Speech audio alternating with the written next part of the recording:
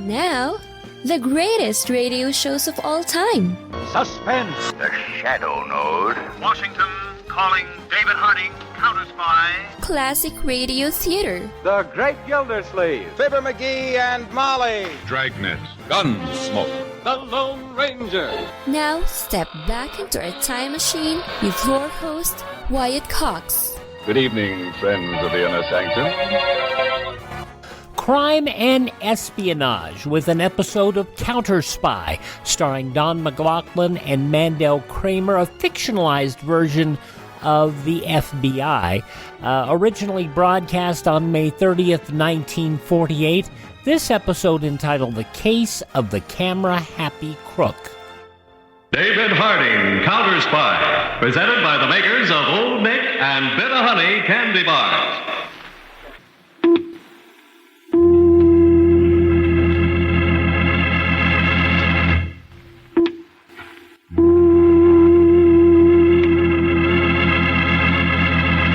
Washington calling David Harding, Counterspy. Washington calling David Harding, Counterspy. Harding, Counterspy, calling Washington.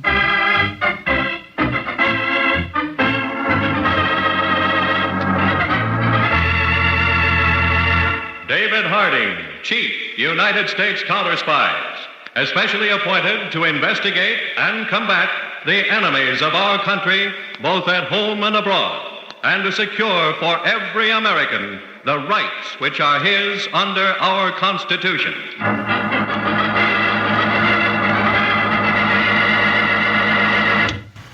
Send Mr. Butler in now, please.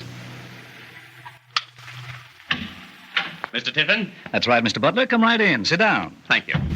I don't mind telling you that your phone call earlier this morning aroused a great deal of curiosity. I'm glad to hear that, Mr. Tiffin. It should make things easier for me. Tell me, Mr. Butler, why did you come all the way to Kelby, Pennsylvania? Why did you choose the Kelby National Bank? There must be a score of other banks closer to Hollywood which would serve your purpose. Oh, we could have picked any number of banks, Mr. Tiffin, but none would be as authentic for this particular scene we wanted to film. There's quite a trend, you know, in making the so-called documentary type of picture. Real people in real locations. Oh, yes. Mrs. Tiffin and I have seen several pictures like that. Well, then, you know the realism we're looking for. We're filming the life of Pretty Boy Loveton. Oh. Yes. Of all his holdups, one of the most spectacular took place right here. I'll never forget that day. I was standing near the teller's cage when it happened. That's exactly what we want to show. You and the regular personnel of this bank. Me? Oscar Tiffin in a moving picture? Why not? Could anyone else act the part so realistically?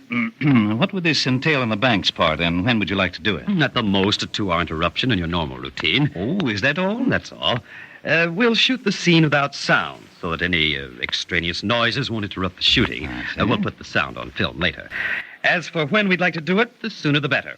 Tomorrow morning, if possible. Tomorrow? Yes, I've got my crew standing by, and time is money in any business, Mr. Tiffin. Oh, yes, I wish other businesses would learn that. Of course, tomorrow's Friday, and I imagine with payrolls and everything... Oh, that's not a problem, particularly if it'll only take 2 hours. Our bank is organized efficiently enough to handle its business even with a little interruption. Then tomorrow will be all right? Yes, Mr. Butler. If you can finish before 11:30. Perhaps even before that. I see. Will there be any stars in this scene? Oh, no, I'm sorry. We're using doubles. These will be long shots. We'll take close-ups of the stars back in Hollywood. I see. Just one thing more. I want to arrange for a police guard to keep curiosity seekers out of camera range. Oh, yes, of course, certainly. You see the mayor. He'll take care of you. In fact, I'll phone him and tell him you're coming. Oh, thank you, Mr. Tiffin. That'll be a big help. Good day, sir. Glad to do it. Goodbye.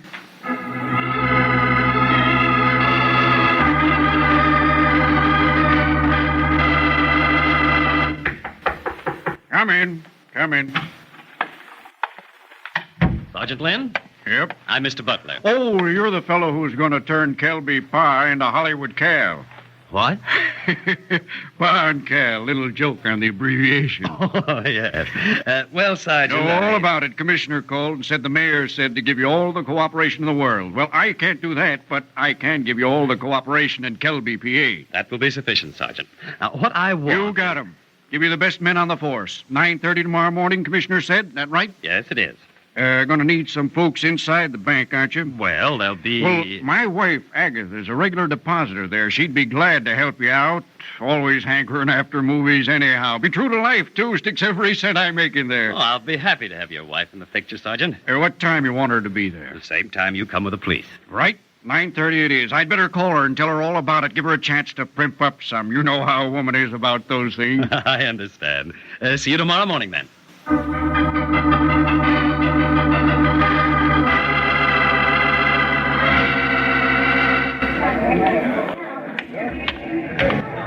Sergeant?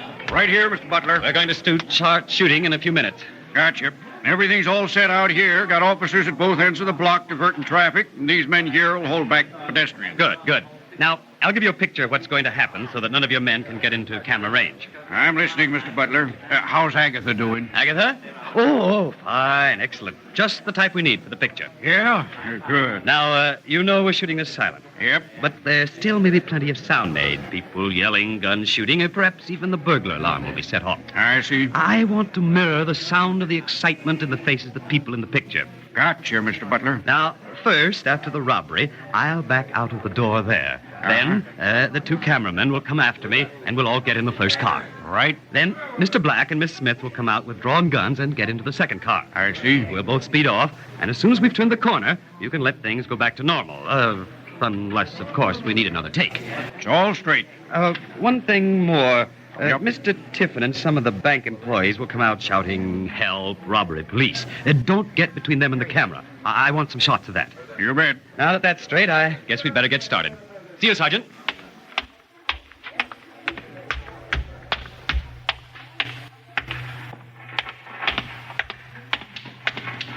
Well, Mr. Tiffin, are you all ready? Oh, yes, but I haven't met. Oh, of course. Mr. Black, Mr. Oscar Tiffin, president of the Kelby National Bank. Mr. Black is our version of Pretty Boy Loveton. How do you do? Hiya. And this is Miss Smith, Pretty Boy's girlfriend. Hello. How do you do? Haven't I seen you someplace before? That's not an original line, Mr. Tiffin. Oh, no, I didn't mean... Well, that is... No, really, I'm sure I've seen you in a picture, perhaps. Maybe I've been... Yeah, she gets around. Maybe you have. All right, come on, let's get started. Right, Mr. Black. Mr. Tiffin, will you get in back of the teller's enclosure? Certainly. All right, now, everybody. I'll be talking all through this. React the way I want you to. Cameras ready? All right. Good. All right, let them roll. Go to work, Mr. Black. Okay, everybody, this is a stick-up. A little more frightened, please. Keep your hands at your sides, stand still, and nobody will get hurt. That's the way. Baby. Yeah, pretty boy. Get the cages clean out the dough, every cent of it. Right. Good. Be awe-stricken, Mr. Tiffin. Come on, baby, step on it. Don't really touch the money. You'll mix Shut up, you. You heard the man, Mr. Tiffin. And I'll tell you a secret. That gun hasn't got blanks, it's got real bullets. What? You see, this picture is going to be the last word in realism. We're robbing your bank for keeps. What? You'll notice the cameramen have guns also. And they're loaded, too. How you doing, baby? One more case to go. Well, you can't do this. Why not call for the police, then? They're expecting it. Or you could set off the burglar alarm. They're waiting to hear that. All right, big shot, you're not on the stage now. Cut the hammering. I got it all. Okay. Now listen. Anybody gets wise, comes running out right after us, stops running permanently. You get it? Let's go. Stick to the plan. I go out first. Those two hoods follow me, and then you come. Okay, but step on that ham bone. I'm getting nervous. Come on, you two.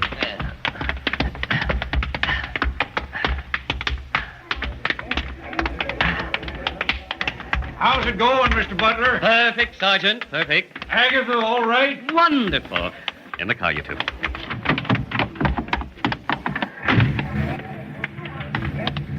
Remember, anyone comes out here before the car starts gets a bullet out of this gun. All right, get in the bus, baby. Right. Perfect. All right, let's get out of here.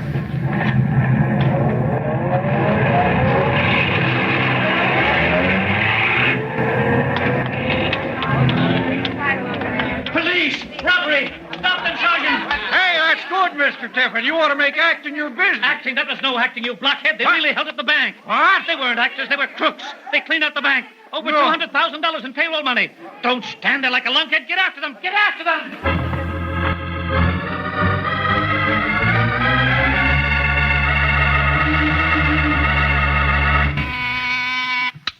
Yes, Peter? Just got a teletype flash, Mr. Harding. Federal Reserve Bank robbery in Kelby, Pennsylvania. Any details? The amount's over $200,000. 200,000. Wire our nearest Counterspy office. Have them send out a mobile laboratory. Right, Chief. I'll order a plane. You stand by for further details. We'll leave for Kelby as soon as we can.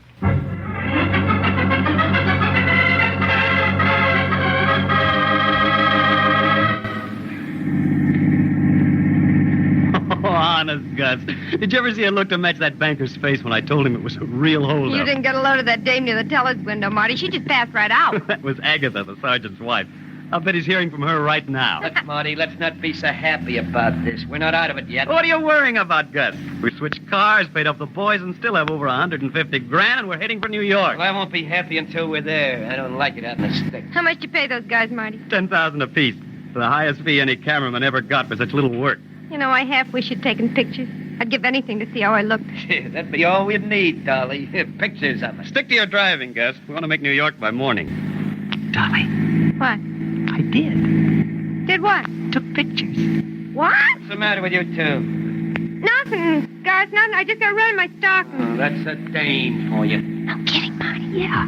Camera's loaded with film. Should have the whole thing in here. Gus isn't gonna like that. We'll destroy it after we see it. Trouble is, I don't know how to get it printed. Can't send it to a commercial laboratory. I know a guy does that work. Makes movies. We just can't. No, he's okay. Got enough on him to hang him. He'd do it for free for me. I'd like to see them. Yeah, so would I. Better not tell Gus. Not till they're ready, anyway. Hey, what are you two whispering about back there, anyhow? It's a surprise, Gus. I don't like surprises. Why don't you get some sleep? I'm not going to drive this bus all night. One of you will have to take over later. Right, Gus. I'll get some shut-eye and take over whenever you say. Excuse me, folks, while I sleep the sleep of the idle rich.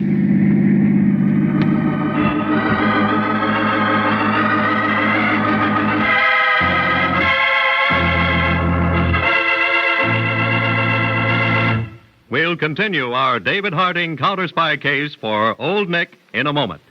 May 30th, 1948, Counterspy on Classic Radio Theater with Wyatt Cox. Let's see, if something costs less, but people are happier with it, that sounds like something to look into, and that's MediShare. Maybe you've heard switching to MediShare to pay for healthcare can save the typical family $500 a month, and that's huge, but it's also true that people are way more satisfied after making the switch, too. The customer satisfaction rate for MediShare is double that of the typical health insurance plan. Double. MediShare works. It's been around for more than a quarter century, and members have shared more than $3 billion of each other's bills. People love having telehealth and a huge nationwide PPO network. So, yeah, you can save a ton and like it better. Imagine being happy with how you're taking care of your health care. So if you're self-employed or part of the gig economy, or you just want a plan you're happy with, you can call right now and get a price within 2 minutes. A very, very smart use of 2 minutes. Here's the number you need. 833-34-BIBLE. That's 833-34-BIBLE. 833-34-BIBLE. Phillips H. Lords, the producer of Gangbusters, ran afoul of J. Edgar Hoover in the initial radio show G-Men. But Hoover was not particularly favorable to the program. Attorney General Homer Styles Cummings gave it his support, and then when the show branched off into being Gangbusters, Hoover liked it even less. And so Phillips H. Lords produced the show Counterspy, which was a fictionalized version of the FBI. Okay, now that I got all that out of my mouth and it wasn't easy, let's listen to Counterspy, May 30th, 1948. Now, back to our Old Nick, David Harding Counterspy case.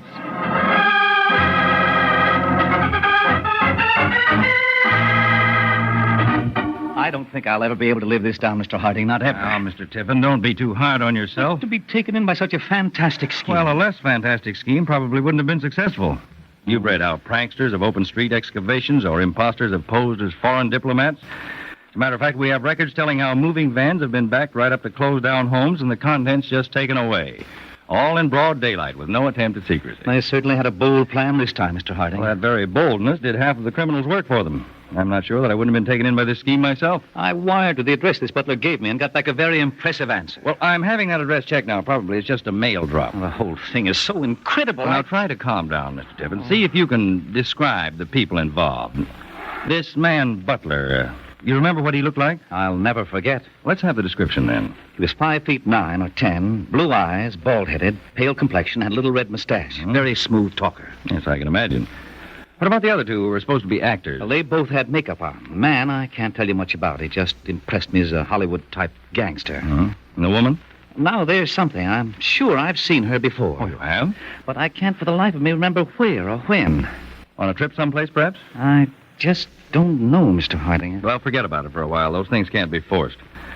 Now, anything else you can think of? Something that happened during or before the robbery? Oh, yes, there was one thing that struck me a little queer. What was that? The tough, the man who was supposed to be Pretty Boy Lupton, he told Butler to stop hamming, that he wasn't on the stage. Oh? He made it sound like Butler was the actor instead of him. And he was, because he certainly fooled me. And a few other people. Oh, thank heaven for that. It takes some of the edge off my stupidity. Oh, Peter, did you get anything out of the sergeant? Nothing but volcanic eruptions, Chief. I've never seen a man so angry. You can hardly blame him. State troopers just called in. They found 2 abandoned cars about 20 miles out of town. One of them a station wagon. Both answer the description of the cars used in the holdup. We better get out there, then. Oh, I've got it, Mr. Harding. What? The girl, where I saw her before. Yeah? It was in a picture. An actress? Well, yes. We had a businessman's dinner about 4 or 5 months ago. We showed some commercial pictures. She was in one of them. Would you know where you got them? No, I don't, but the secretary of our entertainment committee would know. Well, call him and get the address. Then stay here until you hear from me. I'll get in touch with you as soon as we look over those abandoned cars.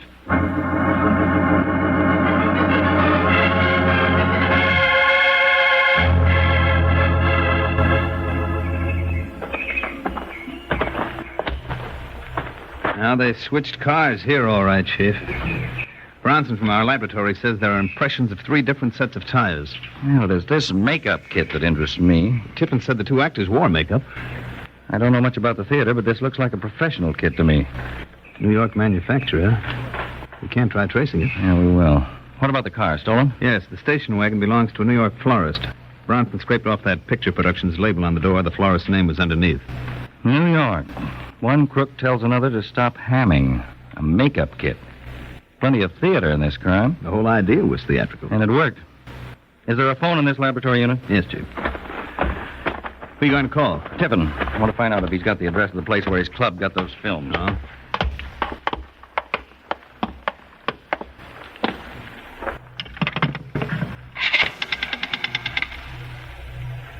Operator. This is Harding, Counterspy Mobile Unit. Please connect me with Mr. Tiffin at the Bank of Kelby. One moment, sir. Thank you. That's a funny thing. When Pretty Boy Lupton held up the bank at Kelby, he got just about the same amount of money. Took him longer to do the job, though. Hello? These modern crooks with their new equipment. Oh, hello, Mr. Tiffin. This is Harding. Oh, yes, sir. I got that address. Good. May I have it? Carl Genoa, 1532 North Broadway, New York. Everything's in New York. Except us. We'll remedy that. Mr. Tiffin. Yes? Can you take time off from the bank for a trip to New York? If it will help solve this, certainly. Well, I hope it will. Pack some clothes. You may be a day or two. Now, Mr. Peters and I'll pick you up on our way in. We'll go right out to the airport.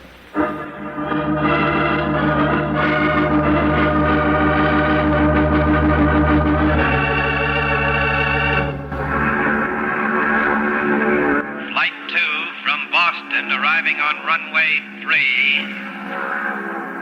Plane for Chicago will be delayed 10 minutes. You counterspies work fast, Mr. Harding. I never dreamed I'd be at LaGuardia Airport this evening. Speed's half the battle against crime, Mr. Tiffin. Have you got everything straight, Peters? Yes, Chief. I checked the manufacturer of the makeup kit and then dropped in on Genoa and looked through his film catalog for the girl. Right. And keep in touch with you through Brewster of Theatrical Weekly. That's right. And we're going to see him, Mr. Harding? Yes. He's one of the editors. Theatrical Weekly probably has more pictures of actors on file than any other place. Now, I've asked Brewster to search through those files and pick out every actor's picture that fits the description you gave us. You'll have 1,000 of them to look at least. I'm willing and able, Mr. Harding. Well, I hope you feel the same way at the end of the night. All right, Peters, get going. I'll hear from you by phone.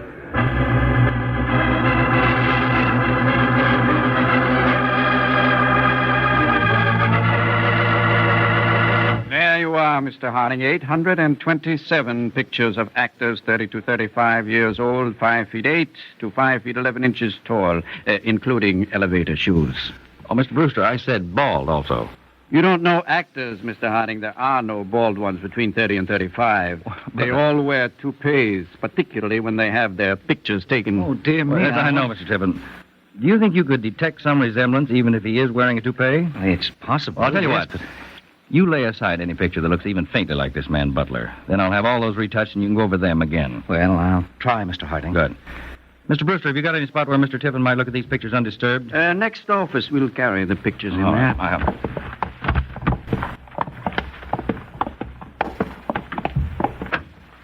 Just put them on that desk and pull up a chair. Thank you.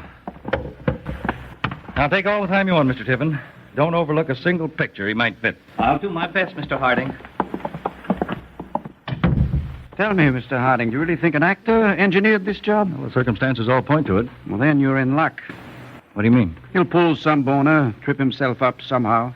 He hasn't so far. The whole schemes have been pretty clever. He's played his part beautifully. Well, that's the trouble with actors. They let a good part blind them to a bad play. He'll mess up the end some way, whoever he is. You don't seem to be very fond of actors. Me, I love them, adore them. They're the most charming children in the world, but spare me from their thinking. Go on. I could use a little insight into the psychology of an actor. Well, I have the greatest respect in the world for them as actors.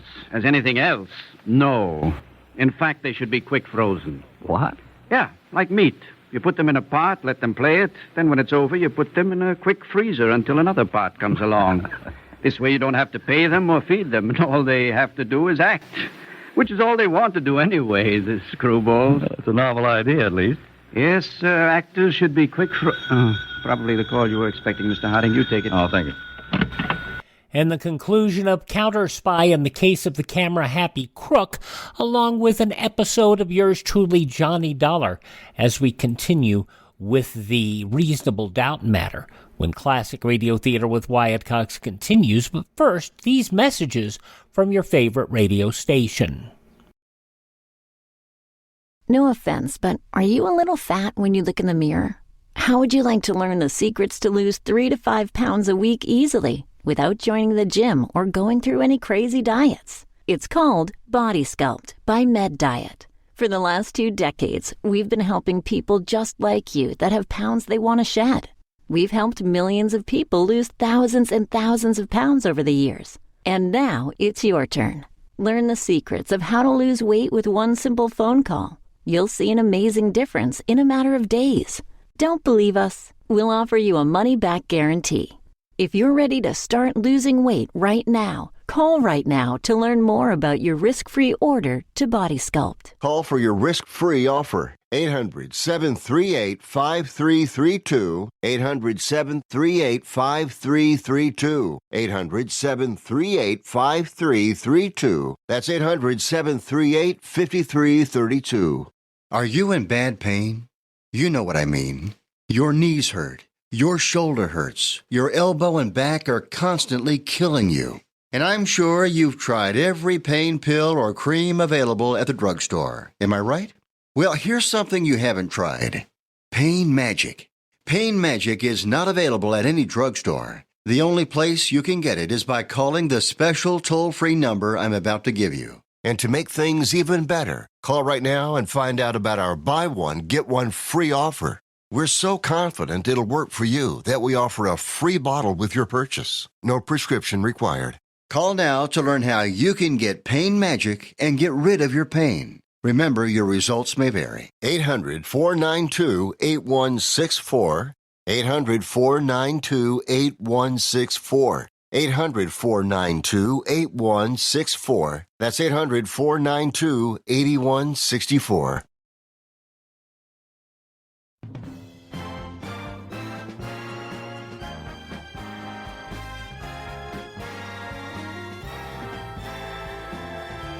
Now on Classic Radio Theater with Wyatt Cox, the conclusion of Counterspy and the case of the Camera Happy Crook, May 30th, 1948.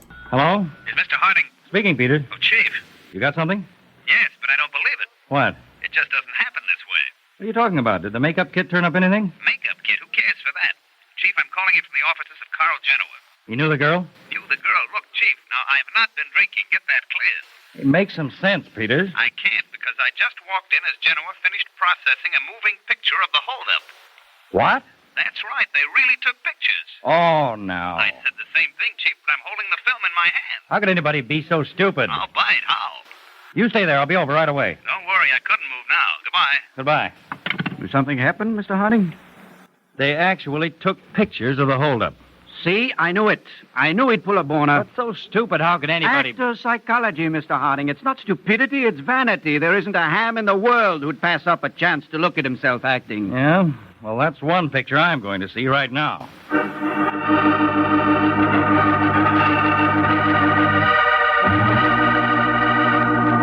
All right, gentlemen, are you going to tell us where the man who brought you this picture lives? I don't know where he lives, Mr. Harding. You just print films for anyone? He was sent by a girl I know, Dolly Norton. Of course, you had no idea that there was a bank robbery on the film. No, look, I got nothing to do with bank robberies. I got my own business. I'm sure you have. What kind is it that gives the crook such confidence in you? Well, that's my affair. You want to arrest me, you got to prove something. At the moment, I'm not interested in the films you're peddling. I'm interested in this man. Why don't you take the picture, make blow-ups? You can put his face in every post office in the country. That's the hard way. You're going to help us do it the easy way. I don't want to get any more mixed up in this than I am already. You think you have a choice? You're going to give the picture to the man who brought it in. But this and is just not... to make sure you don't get cute, Peters is going to stay here with you. I'll be outside, Peters.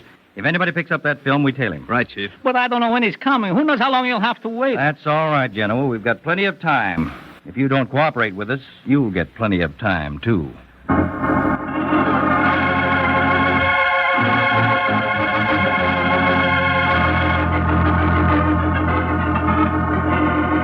All right, Dolly, what is it? What's the idea of this meeting? It's a surprise, Gus. What kind of a surprise? Wait till Marty gets That ham? Told you we were finished with him the minute the job was over. Now, Gus, you gotta admit it was a good idea. Look all the dough we made. And I don't care. Ever since we tied in with him, I've been unhappy. The way he thinks. Comes at you from left field. Nevertheless, we still got a lot of dough. Yeah. And I'd rather do a straight stick-up for less cash. That's the way it's going to be from now on. Now, what's this surprise? Well... Come on, Dolly. Don't be cute. All right. We got pictures of the job. You what? There was film in the camera. Well, look. Are you crazy? Don't get excited, Gus. Nobody will see him but us. Oh, no, you can't be on the level. You're kidding, aren't you? No, really. What did Marty do? Take him down to the corner drugstore to be developed? Of course not. I told him about Genoa. He did the job for him. It's another guy you know that he... Oh, you know Genoa. He can't say anything to anybody about anything. That was what I got on him. Did you know that he was going to do this, Dolly? No, he told me after. That's him now. Let him in. Hello, Dolly. I I told Gus, Marty. I thought he'd want to see him, too. Come in here, you spindle-headed, bird-brained Barrymore. Now, just a minute, Gus. Hey, give me those films before you play the best death scene you ever played in your life. Look, this whole job was my idea. I got some rights in it. I'll give you rights in the head. Gus, it's done. At least let's look at the pictures, and then we can burn them. What's he going to use for eyes when I get through with them? You got a lot of money from my idea, Gus. And I'll get a lot of time, too. You give me those films or so help me. No, Gus. Put your gun away, Gus. You heard the lady, Gus. Put it away. On the floor. Yes, we wouldn't like to shoot. Who are you? United States Counterspy. Come on, Gus, drop it. Counterspy. Now, Butler, you'll give Mr. Peters those films? Right here, Butler. But how? You don't know. You can't. Go ahead, Hambone. Get an idea for this scene. But I figured something. All the parts. You had a bad final act, Butler. We didn't like it, so we're rewriting it right now. All right, Peters, bring him along.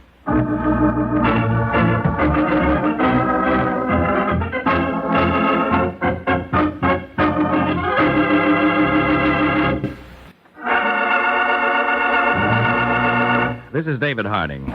In the case you just heard, all the parties pleaded guilty. There was nothing else they could do, having provided the pictorial evidence themselves. They're serving long terms in the federal penitentiary, and I understand Butler is quite a hit as a leading man at Leavenworth.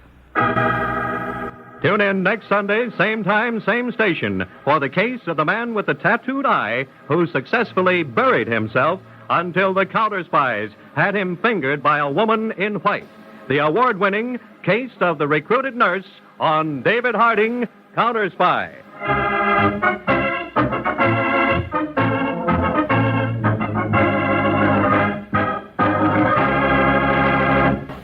Tonight's David Harding Counterspy case was directed by William M. Sweets and dramatized by Palmer Thompson, with music by Jesse Crawford and featured don-maclaughlin and mandel-kramer. David Harding, Counterspy, is a Phillips H. Lord production, originating in New York for the makers of Old Nick and Better Honey candy bars. Now, a listening reminder. Nobody knows for certain what is going to happen, but Drew Pearson makes astounding predictions of news events to come. Hear Pearson tonight. This is ABC, the American Broadcasting Company. And even the oops is at the end. May 30th, 1948, Counterspy on Classic Radio Theater with Wyatt Cox. Are you suffering with arthritis or osteoporosis? Do you have diabetes? Did you know that these are just 2 of the hundreds of diseases that have seen improvement with Dr. Wallach's incredible longevity products? You can't get them at a health food store. The only way to get them is to call us at 800-214-0065. That's 800-214-0065. Do you have heart disease, fibromyalgia, or high blood pressure? Do you have a terrible time losing weight? Dr. Wallach can help. He was a veterinarian and cured diseases in animals. He felt that he could do the same for humans, so he became a physician. Over 50 years of research and helping people like you goes into every bottle of Dr. Wallach's amazing discoveries. Do you want to feel better? Learn how to treat the cause of your problem rather than covering up the symptoms with drugs. Call 800-214-0065. That's 800-214-0065. Now on Classic Radio Theater with Wyatt Cox, Part 3 of the 5-part Yours Truly Johnny Dollar story, The Reasonable Doubt Matter. This episode was originally broadcast on May 30th, 1956. From Hollywood, it's time now for Johnny Dollar. This is Susan Gramley, Mr. Dollar. Oh, yes. How are you, Mr. Wilson? Mr. There's somebody there with you. Yes, that's entirely correct. Well, just listen then. It's all fixed, Mr. Dollar. Grandmother's expecting you. She'll be alone for the next few hours, so come on out to the ranch. You're certain of that statement, I suppose? Yes, of course. Uncle Walter went into Vegas, and Aunt Hilda's gone somewhere, Yes, too. I'm quite aware of that. Do you mean she's there? With you? That's right. Oh, Mr. Dollar, you men are all alike, aren't you? That's quite a remark for a person your age, Mr. Wilson. Oh, I'm quite mature for 16. Has she made her pitch yet? I think we'd better postpone this discussion until the next time we meet. Well, she always does, you know. She's a regular vampire. I figure Uncle Walter's gonna kill her someday. Mr. Wilson. Yes, sir. Goodbye.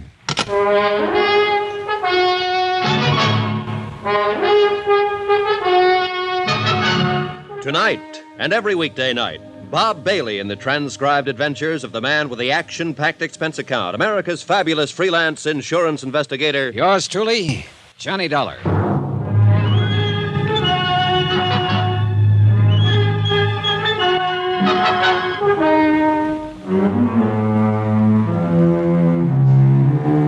From Special Investigator Johnny Dollar, location Las Vegas, Nevada. To the Home Office, Amercon Northern Trust Company, Hartford, Connecticut. Assignment, the matter of reasonable doubt. Expense account continued. Item 9, $50. Tip to the hotel bell captain to call a taxi for Hilda Gramley and to wave goodbye to her as she drove away. I do not include the 6 brandies she guzzled. Those are on me. Of course, she had knocked on my door uninvited, so that made it her party. But still, it was my room, so that made her my guest, so... forget it. The whole thing left me too confused to itemize it. She'd obviously come on a fishing expedition. The fish, information. Bait, the usual, but nicely designed. Results, none on either side. What had started out as a trust case had turned into a snipe hunt. I was in over my head, floundering, and I needed some good, buoyant answers. I was hoping Mrs. Gramley herself could supply a few of them. I'm very glad to meet you, Mr. Dollar. Sit down. She wasn't young, and she wasn't beautiful anymore, but she had been once. She still had some of that assurance and authority that beauty always gives a woman. She seemed a little uncertain, a little harried, maybe, but underneath it, just as tough as an old field boot. I think you'd better leave us alone now, Susan. Okay, Gran. If she starts using her brass knucks, give a whistle, Mr. Dollar. I'll rush in and save you. Thanks, I'll remember. Oh, she's a brash little flibberty-gibbet. And you love the dickens out of her, don't you? Love? Huh. Yes, I do love the dickens out of her, Mr. Dollar. Is that what you came out here to find out? No, I knew that already. Otherwise, you wouldn't have wanted to transfer all your holdings to her. How did you know about that? Just who the devil are you, anyway? Seems to me Susan was pretty vague on that score. She had to be. She doesn't know. Then why did she think I ought to see you? Oh, she decided I looked honest. Claims she's got a knack for that sort of thing. As a matter of fact, she has. And also, she loved her father and mother. What do you mean by that? Mrs. Gramley, I'm here because your friend, Jonas Parks of the Flint Rock Bank, sent for me. What? I'm a special investigator for the Amacron Northern Trust Company of Hartford, Connecticut. Why, Jonas didn't say anything to me. He hasn't had a chance. He intended to when he was here this afternoon, but you were too ill to see him. Ill? I didn't even know he was here. Your nephew and his wife did. He talked to them. Tell me, Mr. Dollar, just why did Jonas send for you? Because he thought you might be losing your mind. Oh, he did he? Huh. Are you? Well, if you thought so, you wouldn't have said it so bluntly. Right. I don't think so. Well, what made Jonas think it? You asked him to set up an insurance trust for the benefit of your granddaughter, Susan. Apparently, the intent was to convey your entire estate to her over a period of 2 to 3 years. What's so crazy about that? Nothing at all, so far as that part of it was concerned. But it didn't stop there. After he got the proceedings started, you turned skittish on him, started to flutter. Well, Jonas is a fool. He is not a fool, and you know it. He's been your friend for 20 years. He's completely trustworthy, conscientious, and he has your best interests at heart. Huh. How much is he paying you to say things like that? Nobody is paying me but the Amacron Trust Company, and furthermore, you know it. All you're doing is trying to dodge the issue. Young man, I'm not accustomed to being talked to this way. Then you can look at it as a refreshingly novel experience. You sound like Susan. And an experience you don't entirely dislike. Presumptuous whelp. Maybe. Are you married, Mr. Dollar? No. What a pity I'm not 30 years younger. What a pity I'm not 30 years older. Oh, thank you, sir. And now let's stop scratching each other's backs and get to the point. All right. Jonas is a fine man. No doubt he did have reason to get upset. These past months have been... Well, I suppose I haven't seemed like myself at all. Why is that? Oh, you're like a bulldog with a bone, Mr. Dollar. Careful how you talk about your might-have-been lover. What has been wrong these past months? Maybe I am losing my mind. Because actually, nothing has been wrong. I don't agree. I think something is wrong right now. Then why don't you tell me about it? All right, I will. Apparently I'll have to if we ever expect to get anywhere. All right, some months ago you stopped going into town, stopped having visitors. Then you decided to get rid of your estate, turned it over to Susan. When your nephew, Walter, heard about it, he implied to Jonas Parks that you were losing your mind. Then you yourself started to back down on the idea. Why? Was Walter putting pressure on you? Not exactly. What were you scared of, Mrs. Gramley? It's got something to do with Walter and Hilda, right? Sit down. Almost a year ago, I discovered that the two of them were stealing me blind. Tampering with the ranch accounts, forging signatures, all sorts of ways. Why didn't you take it to Jonas or to the police? Because I didn't believe it at first. By the time I was absolutely sure, they'd cut the ground out from under me. So you tried to convey the property to Susan secretly? Yes, until Walter learned what I was doing. Who's the push in that pair? Who's got the brains? Why, she has. Walter doesn't even have the gumption to get in out of the rain on his own. Uh-huh. Then she must have been the one who planned the auto accident. And he went along with it, of course. What auto accident? 3 years ago, when your son and his wife were killed on the road to... Oh, I'm sorry, Mrs. Gramley. I supposed you'd already guessed it. Guessed? What? That it was probably murder. An old lady, tired and lost, seeing herself surrounded by enemies, living in fear. But she at least knew one thing, that she wasn't alone now, that somebody else believed her and was on her side. Don't worry about her, Mr. Dollar. She'll be all right. Well, she had quite a shock, Susan. She had to know sometime. Oh, it's not a matter of no, exactly. It's only suspicion. All right, you go to your church and I'll go to mine. But I know Walter and Hilda murdered my parents. And I think you know it, too. Well, call it a real strong suspicion, then. So what are you going to do about it? What do you suggest I do about it? Advise my elders? I'm only a helpless young female. You're about as helpless as a mongoose with a cobra. Flattery? No, just a statement of fact. Say, look, what do you think they've been doing with the money they've cheated your grandmother out of? Oh, that's easy. Uncle Walter gambles. And gambles and gambles. And loses and loses? Uh-huh. He's not real bright, you know. Why does he do this? Different joints in Vegas? Oh, just one, mostly. A club called the Lead Balloon, and the name figures. Any special reason he hits that particular club? I think it's the only one that'll take his IOUs. The owner came out here to collect a couple of times. Happen to know his name? Sure, I got big ears. His name is Deuce McCoy. Deuce McCoy, the lead balloon. And the rest of the dough? Hilda. She's what's known as a luxury dame, Mr. Dollar. Yeah, so I gathered. I'll bet you gathered. Oh, relax, will you? I'll send you out of the room. Yes, sir. Does she run around with other men? Oh, Mr. Dollar. All right, then. Do you happen to know any of them? Nope. I've managed not to, but it hasn't been easy. One or two, or does she play the field? I wouldn't know. But she's always getting gifts from somebody. Oh, she's a real cool operator. But of course, you know that, since you've been one of her victims. How would you like to get spanked? I don't know. I've never been. But I can quote you all kinds of psychology about it. Take, for instance... Never mind. Good night.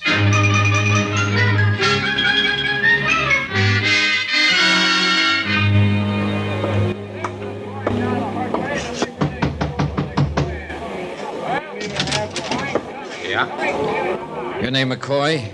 Deuce McCoy? Yeah, that's right. Johnny Dollar. I'd like to talk to you about a mutual acquaintance. What mutual acquaintance? Walter Gramley. He's across the room there at the moment, bucking one of your crap tables. Come on in, Dollar. Thanks. All right, now, what about Gramley? How much is he into you? Nobody gets into me. You've been taking his IOUs, haven't you? He buys them off. Holding any now? Look, what's the pitch? Huh? What racket are you in? Insurance. What's that got to do with Gramley? I don't think he's a very good risk. Mm-hmm. Meaning?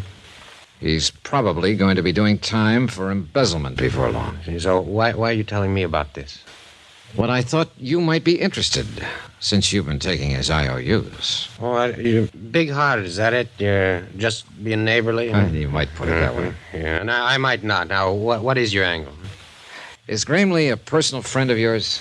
No more than any other sucker out there at the tables. Then you wouldn't know where he gets the money he loses. Well, that I never ask. And I don't suppose you'd know his wife. Oh, he's married, is he? Her name is Hilda. She likes gifts and brandy and money and excitement. Then I hope she manages to find him. Whoever she is. Oh, she does, one way or another. We all got our problems, Dollar. Yeah, but some of us more than the others, right, McCoy? You through speaking your piece now, huh? Not another word to say. Well, then I don't want to rush you, but... Hey, that's a nice cigarette case. Platinum, isn't it? I wouldn't know. It's not yours? Somebody left it at the table. Somebody, huh? Then you don't know who it belongs to. If I did, I'd give it back. Then I'll save you some trouble, Mr. McCoy. I do know who it belongs to. What makes you think so? Because I saw it earlier today. It belongs to Hilda Gramley.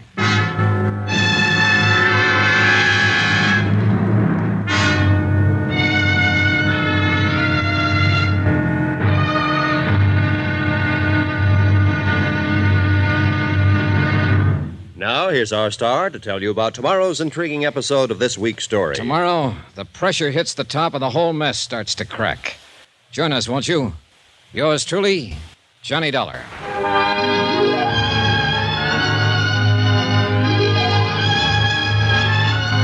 Yours truly, Johnny Dollar, starring Bob Bailey, is transcribed in Hollywood. Written by Les Crutchfield, it is produced and directed by Jack Johnstone. Be sure to join us tomorrow night, same time and station, for the next exciting episode of Yours truly, Johnny Dollar. Roy Rowan speaking.